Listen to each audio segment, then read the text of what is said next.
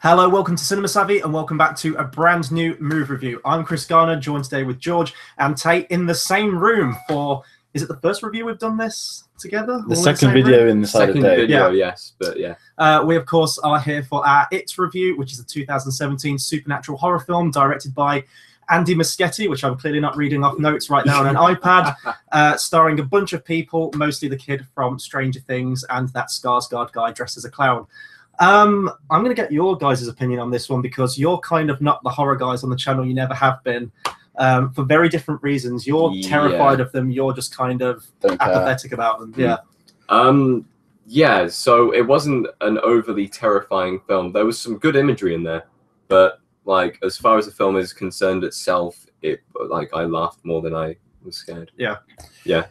It's a film that I've seen memes, I've seen clips of the original. It didn't scare me. Looking at the trailers, I thought that could be all right. It's had the hype, broke some records, and then I thought, you know what, this could be a horror film where I genuinely do enjoy it, because normally I don't. The only successful horror film I've ever seen is Jaws, and the only one I really like is The Shining, but I don't even count it as a horror film. And this, I thought, okay, this could be something, and it was just all right. Like for a film that's got like 300 jump scares, I got jump scare twice, which isn't that bad. Yeah, it was worse than I thought it would be, though. I will say that. For me, I've never watched the miniseries, the 1990 miniseries with Tim Curry. I've only ever seen scenes from it, and it looks hilarious. I love Tim Curry. I've never read the book either, and I did a reaction to the trailers that came out for it, and it definitely has a huge, very aggressive fan base. If you said anything bad about it, there was just flocks of comments saying that, oh, how dare you talk about it when you've never read the book. Well, I'm sure many people haven't read the book that will be seeing this movie. But early reviews for this thing, based on screens and everything, were incredibly positive. And then I started going back towards the comments and thinking like, oh, okay, maybe this will be something special. And it's currently on 90% on Rotten Tomatoes with like 160, 170 reviews or something like that. It's not that high, in my opinion. For me, it was a very average film. It was a fun film. I had a good time with it. I probably would watch it again if someone did want to watch it. But it's not this opus that everyone's hailing it to be. And before we hit record, we actually went through the Wikipedia article of the plot of the book, so we could see if there were any comparisons or differences, and there are a hell of a lot of differences. But at the beginning of this review, we're going to keep it as spoiler-free as possible, and we'll get into spoilers when we feel like it, and we'll let you guys know. Let's start off with positives then, before we go completely negative on this thing.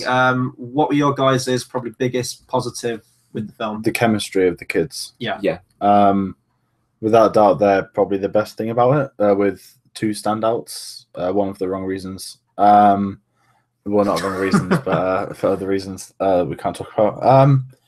I thought the kids, normally with kids films like this, like I was laughing at some of it when they were on their bikes together. I was like, oh, look, it's E.T. Considering it's, the whole 80s, Easter eggs everywhere, like what's the current trend? Oh, yeah, it's a little E.T. thing. But it wasn't one of them films where you're just sick and fed up with the little kids. This was a bit different, and I kind of was down with that.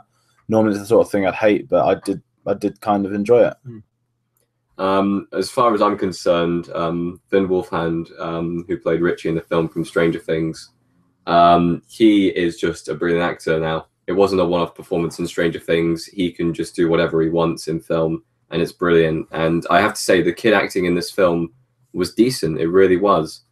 I don't know. It's strange. They were the best actors in the film, if that makes sense, and they were the kids, which you never usually see in any other film. Yeah. I'm going to agree with you guys. The chemistry between the kids and the dialogue as well, the humor. It actually was a very funny film in terms of the dialogue. I don't know his name, the kid from Stranger Things. Oh, there we go. Finn Wolfhard. Finn Wolfhard was fantastic. He's great in Stranger Things as well. And the book itself, the novel, is written in the 50s, but for some reason they updated it to the 80s for this. I don't know if it was based on when the book was actually written. Stephen King released the book in 1986, so I don't know if that was something to do with that. Or maybe they wanted to cash in on the Stranger Things hype, I don't know, but the change in time worked for me. There's a cool moment in the film, not a spoiler, where you see a cinema kiosk and it's got like Batman and Lethal Weapon 2 on. That made me chuckle. So definitely the interaction, and I like those kind of films from the 80s, like The Goonies or another Stephen King adaptation, Stand By Me, where you do have these kids where they talk like adults and they have believable friendship and banter, as you do when you're a kid. So I liked that. And also, I'll say there are moments in this film where, I mean, this film didn't all out scare me, but there is some good creepy imagery in this one. My problem with it is it's just jump scares all the way through. There are some scenes that I think could have benefited with a slower pace, more of a build-up. And the beats of the story at the beginning, especially with the horror itself, felt very samey. It was like Pennywise shows up, scares one kid one way, scares another kid one way, and it felt very repetitive. But I don't know if that's more of the source material, the problem with that, or if that was just a problem with the adaptation. Yeah, I think if there's one thing going for this film, or going against it at least, it's that Pennywise isn't the scariest thing in this film. No. There's a lot of creepy, disturbing imagery and a lot of kind of creepy, disturbing scenes, but I think probably to take away from it and on reflection of it, the scariest thing from the film was the human characters, I would say. And they do try and demonize some of the human characters in the film, and that is frightening when you're confronted with the other option, which is the killer clown. And the depths they go to in that, I didn't think they would go to that, to some of the places where they went to, and it was very disturbing imagery and very disturbing scenes that were involved there. I wasn't bothered by that. For me, it's a weird one. Someone that doesn't like horror films, because my reaction of this was, I mean, Chris, I literally sat there just taking the piss out of this film, didn't I? We're all trying to make Tate jump, which we did. We achieved that about 2 or 3 2 or times. 3 That was times, fun. That was fun. But just there was moments where it was just laugh out loud laughter. Like you said earlier, it's one of the best comedies of the year. It was, and the whole audience was laughing as well. It wasn't just that we were laughing more than probably the rest of the audience, but there was one moment in particular which we'll go into in spoilers where the whole audience was laughing, and that's not a good sign when it's trying to be scary. No, and the problem is the more spoilers I get to it, it's just the repetitiveness, and it's just boring, predictable. And yeah, I got jump scared twice, but one of them wasn't paying attention, the other one was in the trailer apparently. But I personally feel that, you know, the kids are the main point of this, and everyone's going to talk about Pennywise, but there was nothing. He was laughable. Clowns are meant to be funny, but it's meant to be a scary clown. It's not that at all. It's laughable. I'd question some of the director's choices of what they did with it. It wasn't Bill Skarsgård's fault. No. It's not. No, it's the fault of we're going to have him do this, and then, you know, it's meant to be scary, but it's not. And the way like they do the for example, I don't know if you've seen the Hangover films. Whenever they'd wake up, they'd have the motion, they'd have the camera that's almost like attached to them. Yeah, you're meant to feel almost like motion sickness. They do this with like what's his name, Pennywise. Every single time he runs at someone, and they're like, wow, again, I'm really scared here, just standing here. And I didn't hear many people in the audience like shit themselves or anything like that, or scream. Nothing. We don't really get that over here in England, but I wasn't fazed by it at all. I even got my phone at halfway through to check how long was left, and I never ever do that with films. I mean, we went to a midnight screening as well. I guess we should have opened with that, and I was expecting it to be packed, like you said before. Like, should we book tickets for this thing? And based on the hype and everything, I was expecting everyone to flock to this thing, and it was a modest-sized crowd, I think, for a midnight screening. But if we talk about Bill Skarsgård now. When I first saw trailers for this thing, I really didn't like the actual look of Pennywise. Although it's fairly dated now, the Tim Curry one. Tim Curry just has so much personality as that character of Pennywise that he kind of will always be that character to me. This was definitely going with a more, I don't want to say grounded, because this plot really isn't grounded, but you know what I mean. So definitely a clown, a demonic clown for a 2017 audience. Yeah, and he was great. I think Will Poulter was originally meant to play him, but dropped out to do Detroit. Thank God, because his performance in that film is amazing. But you can see how he would have brought his own style to that role. Will Poulter would have been goddamn terrifying. Yeah, I think I would have actually been properly scared if it was Will Poulter, knowing his acting capabilities. And for me, Bill Skarsgård in this, I mentioned it to you guys, and you said you'd never watched the movie. You really need to watch this movie. But Beetlejuice, I was getting some of his the ways that he said things and his mannerisms that reminded me of Michael Keaton as Beetlejuice. You even see a Beetlejuice poster in the background in one of the kids' rooms in this film. And there's some moments towards the end as well when he's sort of, you know, in one of the kids' face and he's like grabbing them and going really demonic, that I was getting some Heath Ledger moments as well. A little bit, just a slight bit. Maybe it's just like the clown thing and like the intense performance, but there was little similarities there as well. I thought it was a great performance, but as I said, Pennywise himself to me isn't scary. It's creepy imagery with what he turns into. He's essentially a Bogart from Harry Potter. Like, he just transforms into whatever scares the person the most. Yeah, and I think one of the issues is the Will Poulter stuff, because he was cast. He did leave literally weeks when Kerry Fukunaga left. There was a couple of weeks before they started filming. Will Poulter left as well. The second he was gone, he left the project. And when you look at the design of Pennywise, you can tell that this you know that Will Poulter would have done costume tests. You know that that this costume is almost Will Poulter, because he even looks like him. He's got really high up eyebrows, and you know that that's because Will Poulter would have been like playing with the eyebrows for the film. Like, I think Bill Skarsgård, he was fine. It's just not as good as what it could have been, and obviously that's not really his fault. But I just didn't feel intimidated at all with him. And you know, the Tim Curry one, if you look at the 90s and stuff like that, it kind of worked for what it is in that era. Whereas now I think this is too, I don't want to say too modern, but they didn't really, let's have a really scary looking clown, just have him hide behind the corner every 2 minutes and try and jump scare a kid. Mm-hmm. And it just got very, very tiring very quickly. And they were almost doing like a roundabout of who we're going to scare next to reach the main cast. And it was just boring. I don't think it worked. Yeah, and the novel itself of it is huge. And I was getting the impression when I was watching this that because you do have such a big ensemble cast, I mean, was there like 6 or 7 kid actors in this? Yeah. And you've got to try and devote time to go into the backstory of all of them, the character of all of them. You also got to deal with Pennywise and everything that's going on with that. It did feel very, at least at the beginning of the film for me, very Cliff Notes, sort of like couple of minutes here, 5 minutes here, bang, bang, bang, move on. And I think that, I'm guessing with the book, when you have unlimited time to delve into these characters, then they probably did cut out a lot. As I said, we did read the plot on Wikipedia, and to me anyway, I mean, I don't know all the backstory of the kids, but the actual events that happen in the film sound absolutely ridiculous in the book. Yeah, like Pennywise is transforming into a werewolf, Frankenstein's monster, Dracula.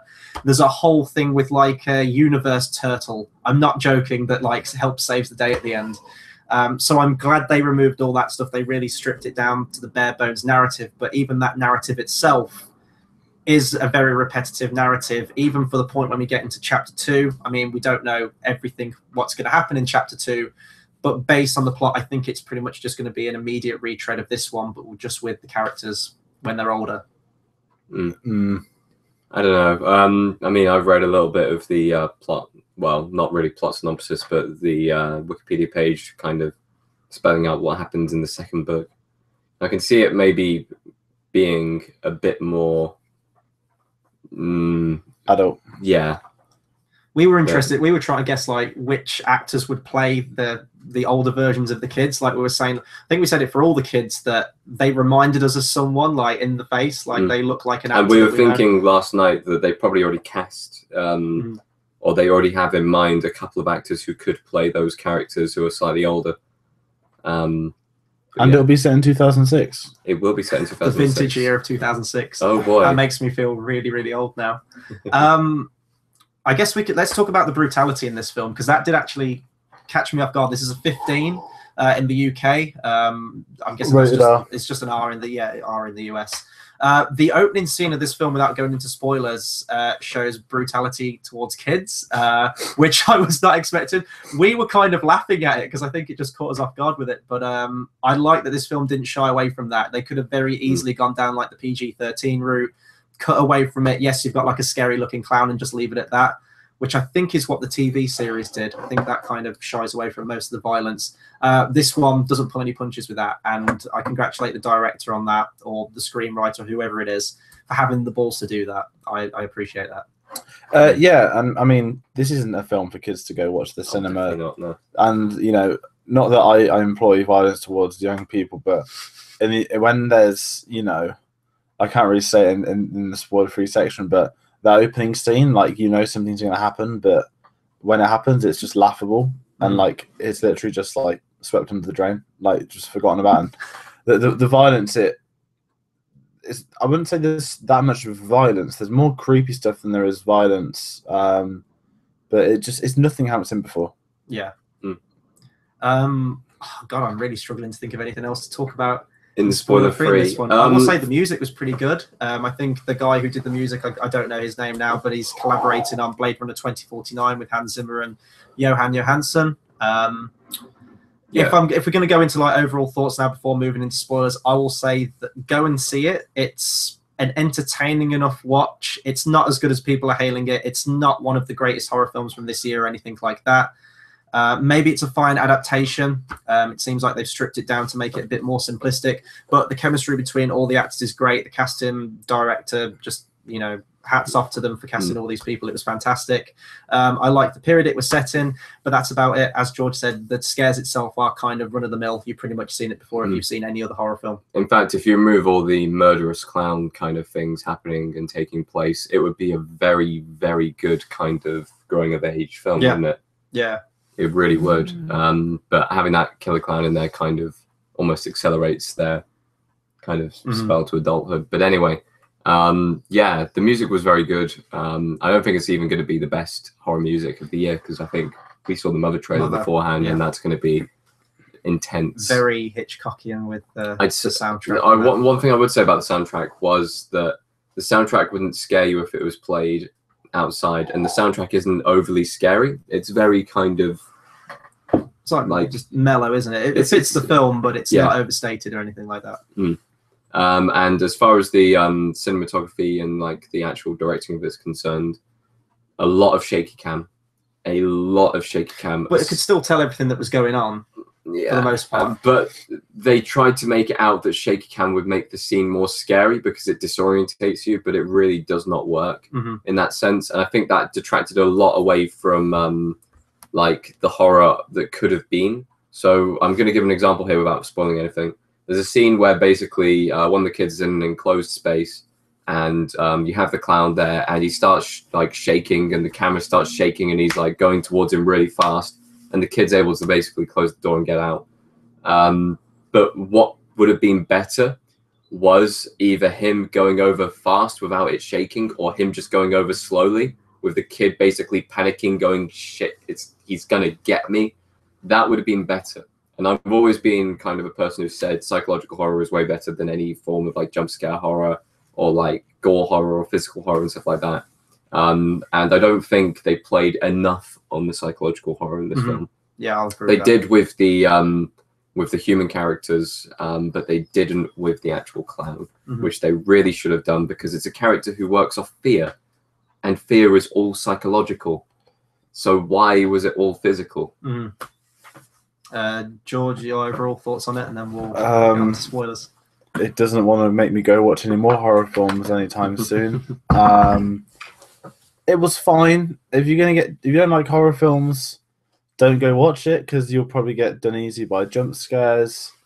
If you like Stephen King, well, he hasn't got a brilliant track history with his films, and I would say that maybe this is going to be his highest grossing film, but I don't think this is going to be a best film of his. I just think the hype's going to get caught with this. They'll do a second one, the hype will be there, and they'll find a way to milk it for a third. And then we'll get Pennywise the prequel. They won't milk it for a third. They'll do something. If this makes so much money, just get the Stephen King cinematic universe, because they tried that with The Dark Tower and it didn't work. No, it didn't. I will say this is the best Stephen King adaptation from this year. Oh yeah, it's no competition, but it was fine. Like I went to this thinking this horror film could be different from the others, and it's the exact same as any other horror film I've seen before. The only difference was I was laughing more at it because it was funny, and whereas I laugh at the old ones because they're outdated. Personally, I would go watch Dunkirk at the cinema again. Yeah, keep going. One thing I wanted to talk about though before we move into spoilers, I didn't know if this was shot on film or not, or if it was just our projector, because it kind of looked a little bit dull, a little grainier than. I think that's probably the style to get the 80s or something. Yeah. But yeah, no, that was noticed quite bad actually. Well. That worked for it. So that'll do it for our spoiler-free review on it. We're now going to move into spoilers. So if you haven't seen it, if you haven't read the book or anything like that, and you don't want to be spoiled, click off, go see the movie, and come back to us afterwards. Where do you guys want to start on this? I want to start with a clown eating a kid in a drain. Yes. I want to say that they built up the tension really nicely in the opening kind of sequence with the whole making of the boat. Kind of, you can hear every single crisp kind of swipe of the paper whilst he's folding it together. It kind of really kind of builds that tension, kind of certain sounds stand out and stuff like that. You have all of this tension of the kid going outside in the rain, and you have that feeling like, okay, something's going to happen here, which is really bad. You see him running along, and then just out of nowhere, he basically RKOs himself. Like I was really Under hoping it would barrier. happen, and he ducked under the first one. I was like, oh, please say he gets his head off something. Yeah, and he basically knocks himself out almost. And I did think that would have been maybe the trigger for the reason why Pennywise kind of came out. Like it was a hallucination, and then the hallucination manifested or something like that. Or maybe he was drawn in by the blood of the kid like banging his head. But no, there was no reason for him to hit his head. It was just, hey, look, we're going to get this kid running into this barrier because we want child abuse in the opening scene. And then they went on to basically have him eaten by a clown. Yeah, but that scene itself where he talks to him in the drain is probably the most iconic scene from it. Before that, when they're still at the home and it's creating the tension, one of my favorite bits from this movie is like it's playing the really creepy piano music at the beginning of this film, and then as the kid goes downstairs, like his mom's playing the mom is playing the creepy music, and then I just assumed that she was playing all the creepy music throughout the entire film, like the screechy violins and just you just walk there like running away from him in the house, just see the mother playing the piano in the room or something like that. It reminded me of Transformers 5 when he's playing the organ, and like I just had that moment where I was like, oh, for fuck's sake. And it was really dim litly, and she was just perfectly playing that piano fine. And then we don't see her for another scene in the entire film, do we? No, she's in the background playing the music, I told you. Yeah, she just disappears. Well, she doesn't exist. She was the clown all along. I will give him credit. I didn't think his arm was going to get bitten off. Because in the Tim Curry one, you just cut kind of away, see the teeth. And then it cuts straight to the funeral. In the book, it's more brutal though. Like he bites his arm off, and then he just leaves him to bleed out in the gutter. Like he doesn't drag him into the drain or anything; he just leaves him. I'm assuming they dragged him into the drain in this film because he could use him as a puppet. It makes he could use more him sense. as a he could actually use him. That's compared to the book. That's probably what I'll say for this one. This makes sense. There's no this film, turtle or giant orgy at the end of the film. After seeing what was written in the books and seeing this, I haven't seen Tim Curry series yet, but this was a better adaptation, I would say, than the book itself. If it did a straight adaptation from book to film, I don't think anyone would have liked it. No, I don't think it would have got released. There'd have been arrest warrants for directors making kids have sex when they're like 12 years old. Stephen King's just a creepy bloke. One thing I need to remember on. So in the opening scene, his arm gets bitten off, right? And I'm assuming when he bites the arm off, he bites the arm off the coat. You get to the end of the film, and the coat's there fine. So I just thought, well, did Pennywise just say about to get her out of guilt? I don't know. But that opening scene was the best scene in the entire film. That set the standards, and then it just went downhill from there. I would say there was a couple of standout scenes in the film, but that was the best scene starring Pennywise. I think it's just the best of the entirety. The dialogue between them, setting it up. Or I feel that they made the most effort for that opening scene because that is the trailer scene, isn't it? Yeah. And that's the scene, the marketing to the kid in the coat, the balloon, and all of it, the gut of the iconic moment. It's the opening scene, and they nailed that. And I just feel that, I'd have much rather had a film about Pennywise just talking to kids in sewers rather than just, saying someone's. I mean, he only kills 2 people in the entire film. Yeah. That's and the kids actually kill the equal amount of people in the entire film. Yeah, the kids kill as many people as he does. And well, no, a couple of kids go missing, but it's just they're all flying at the end. Yeah, I think it's just a case that Stephen King, and I do blame Stephen King for this, with stuff like this, he just doesn't know when to quit. Like he'll have an idea, just make a film about a killer clown terrorizing town. That's fine.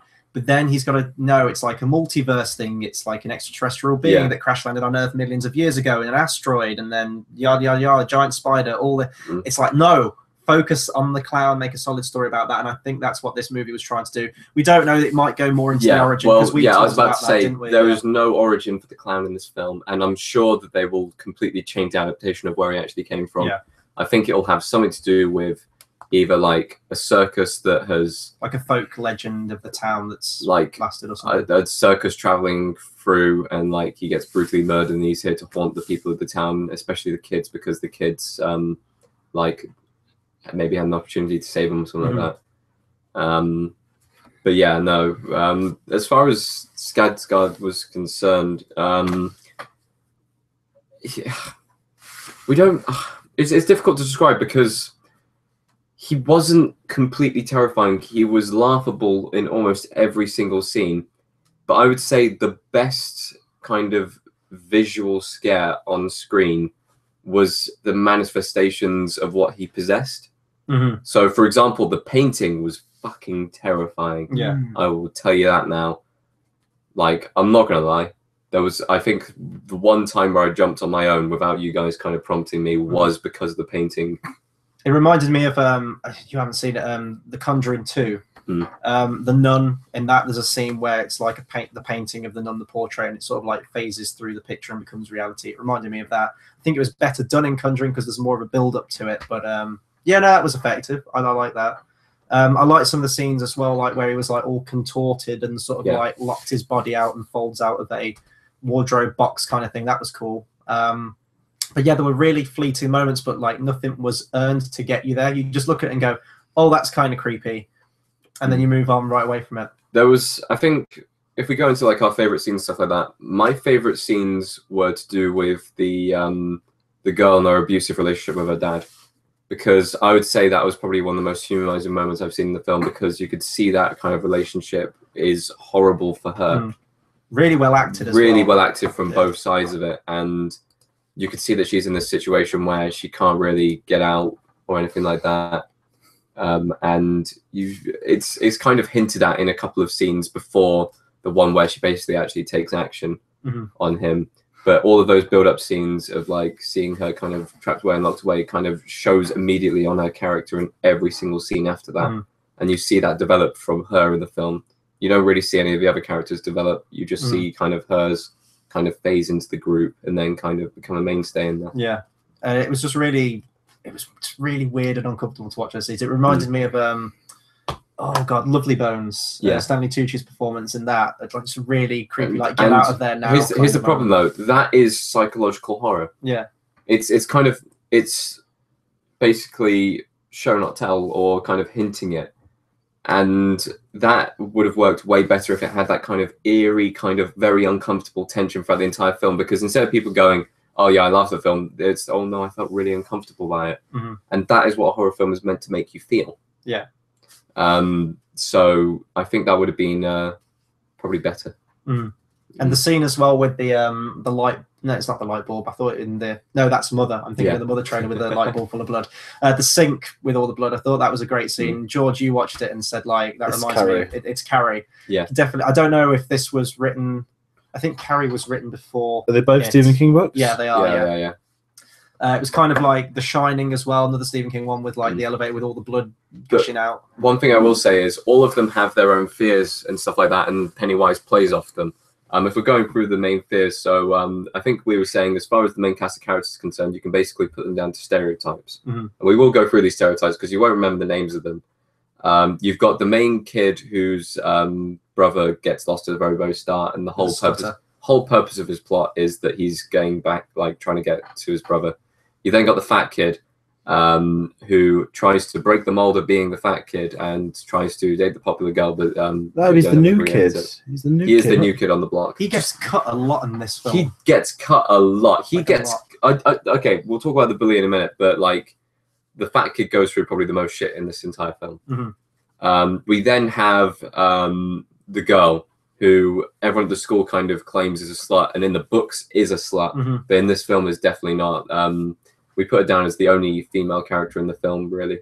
Yeah. Other than the mother playing the piano. Well, that whole thing with like the whole sex thing in the book. Spoiler alert for the book, I guess.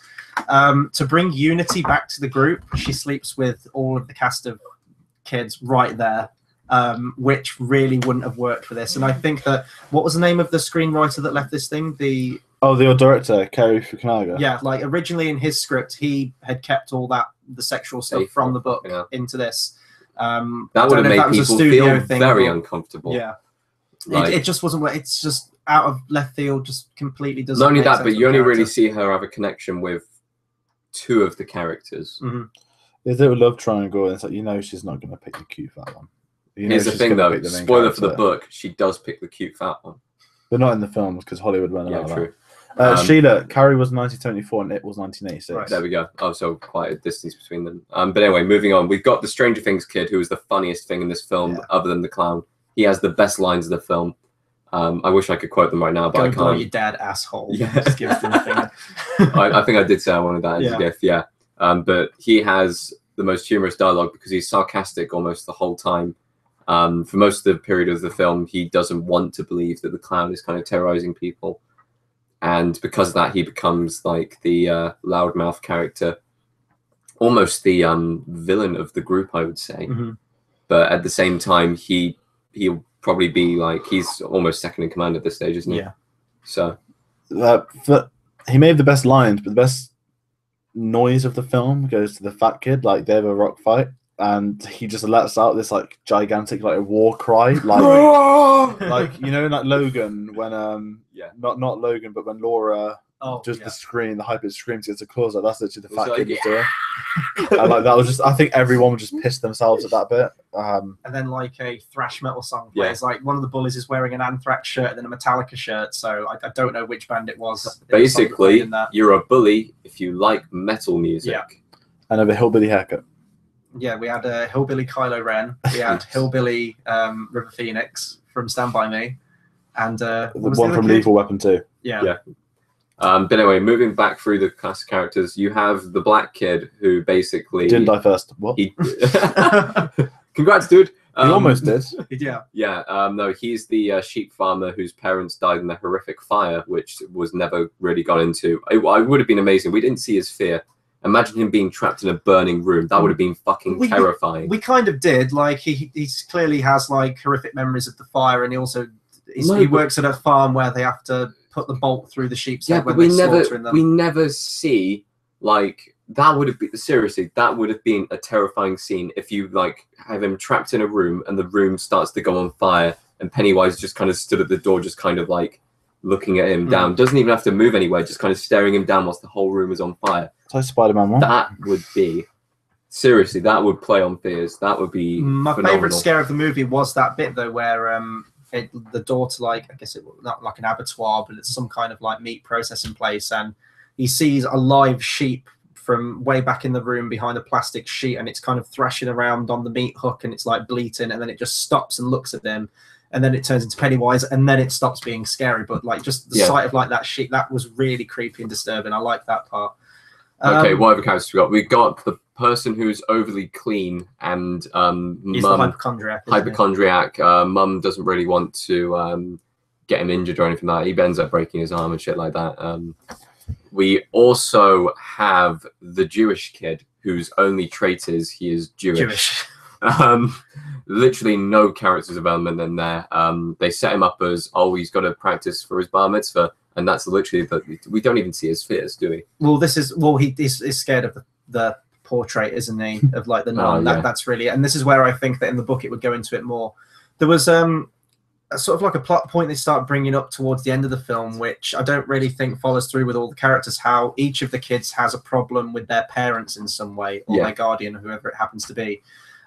You've got the black kid who's working at the farm. I know they're not his parents, but they're sort of they're trying to force him to kill the most brutal line at the start. Yeah. Basically, they said, okay, listen up, you little shit. I know your parents died in the fire and all, but like, if you don't kill that sheep with this bolt, I'll fucking put the bolt through your head. Yeah, it's like you can either be one of us or one of that. It's just like Jesus Christ. Yeah. Are you kidding me? That's ridiculous. You've got there's some characters that it kind of goes into it more. Beverly, obviously, with the abusive dad. Yeah. The hypochondriac mum playing off the hypochondriac kid. I guess with the main character, whose brother died, you could say that the parents were kind of distant because they were still in grief over Georgie. The parents wanted to just move on. Yeah. And he was still kind of, no, he probably survived somehow. He didn't in the end. But then, like, say, with, like, the fat kid, for example, and the guy from Stranger Things, you never really get much of a sense of their parents. So that's where it kind of goes out the window. Kind of goes into it as well with the bully as well. Oh, I'm not going to lie. The bully was fucking psychotic. Yeah. I thought he was going to be the clown at one stage. Because let's start off with his bullying. I never really had this at my school, but when a bully pulls out a knife and starts carving into a person, I think that's going a bit too far. Yeah. Especially when one of the next scenes is him trying to kill a cat with a gun. Yeah.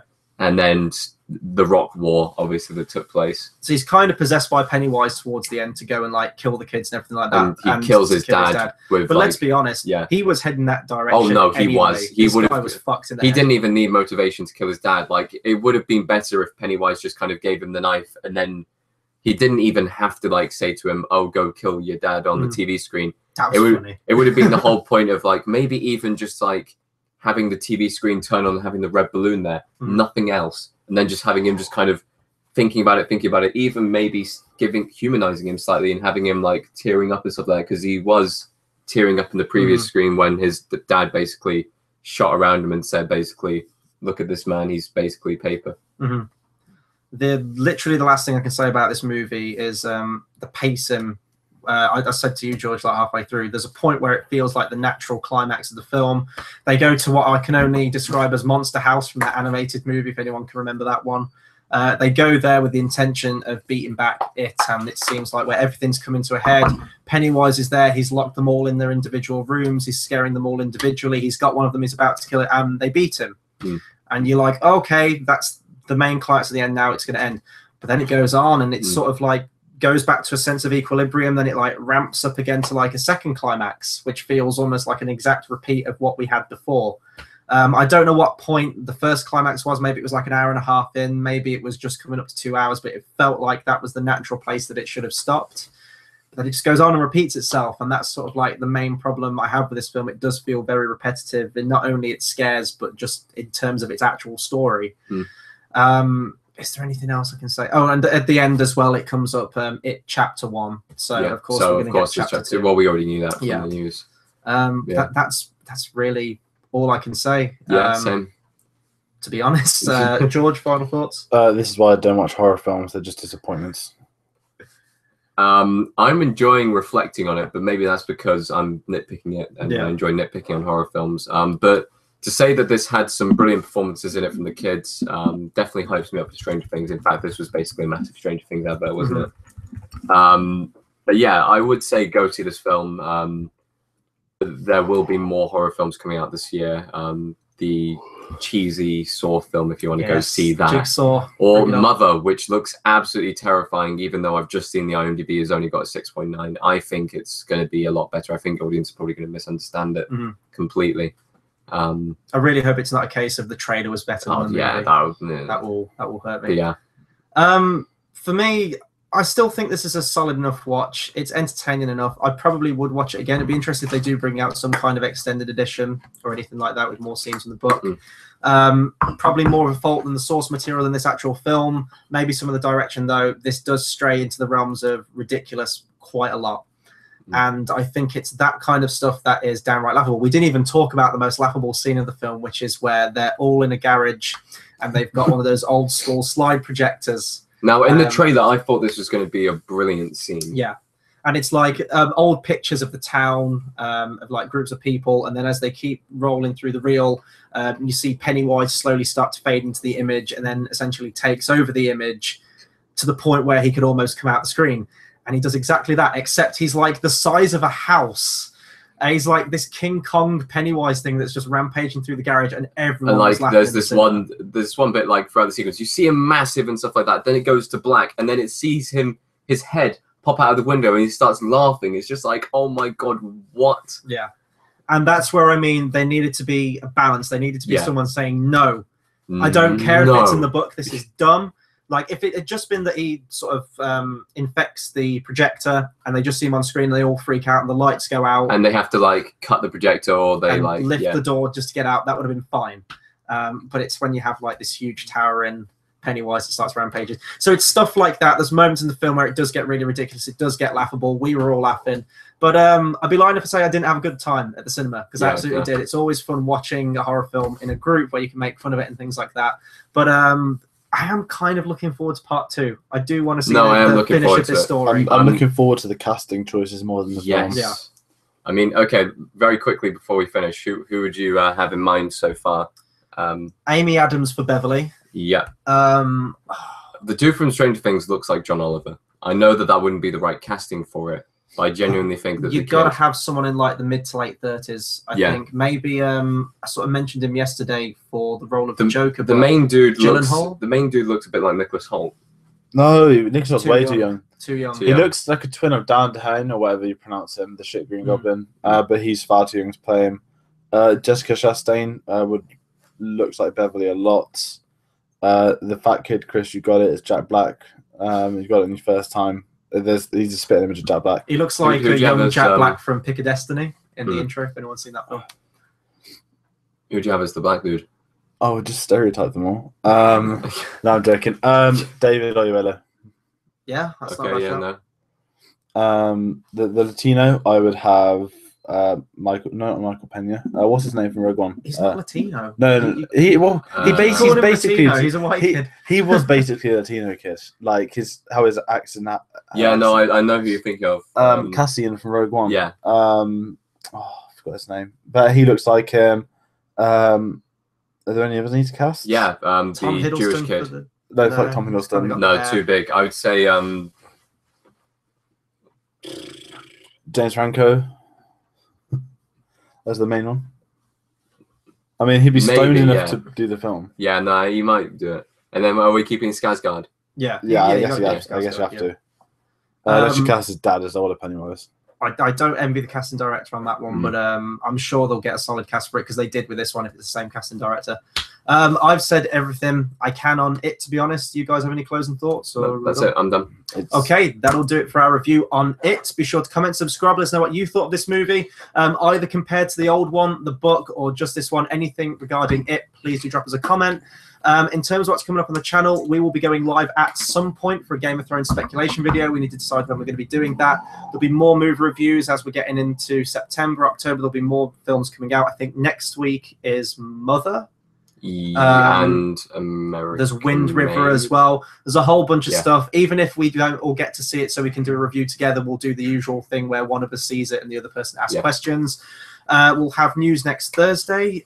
Is there anything else we can announce? We haven't sorted out a battle of the brackets yet, but that will probably be one this month. We can tell you that it will be in the realm of spy films, given that there is a Kingsman film coming out.